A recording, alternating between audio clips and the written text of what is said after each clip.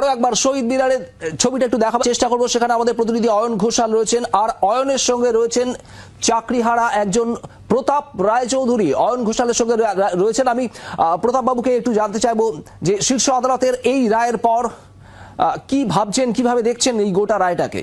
পশ্চিমবঙ্গবাসী তথা ভারতবাসীর কাছে একটা প্রশ্ন রাখতে চাই। সম্প্রতি দিল্লি হাইকোর্টের এক বিচারপতির বাড়িতে আগুন লাগার ফলে টাকার বান্ডিল খুঁজে পাওয়া গেছে। তার জন্য কি ধরে নিতে হবে ভারতের বিচার বিভাগের সর্বনিম্ন স্তর থেকে সর্বোচ্চ স্তর পর্যন্ত, ইনক্লুডিং দেশের প্রধান বিচারপতি সঞ্জীব খান্না, এরা সবাই দুর্নীতিগ্রস্ত, সবাই জাজমেন্ট দেওয়ার ক্ষেত্রে বান্ডিল নেন? এটা কি ধরে নিতে হবে? যদি ধরে নিই তাহলে পুরো বিচার ব্যবস্থাকে আবার ঢেলে সাজানো হোক, সবাইকে বাদ দেওয়া হোক। আজ অবধি আমাদের বিরুদ্ধে তো কেউ কোনো অভিযোগ করেনি। সিপিএম চাইছে পুনর্নির্মাণ, আর বিজেপি চাইছে এখানে শুভেন্দু অধিকারী, দিলীপ ঘোষ, এইবার বিকাশ রঞ্জন ভট্টাচার্য নাচুন। হলো তো? আমার ছোট বাচ্চাটার সর্বনাশ করে আপনারা খুশি তো?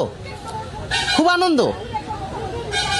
রাজনীতি শুধু না, আমাদের জীবনের কোনো মূল্য নেই। একটা দিলীপ ঘোষের মতন একটা অশিক্ষিত লোক একটা কথা ঠিক করে যে বলতে পারে না, তারা আমাদের ভাগ্য নিয়ন্তা হয়ে গেছে।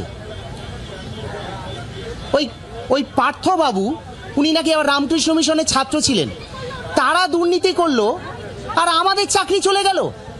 মাননীয় শুভেন্দু অধিকারী মহাশয়, বিরোধী দলনেতা, আপনাকে বলছি, খুশি তো? বলেছিলেন না আপনি সেই কলকাতা হাইকোর্টের রায়ের আগে বলেছিলেন না বোমা ফাটবে? ফাটিয়েছেন তো? বোমা ফাটিয়ে খুশি তো খুব?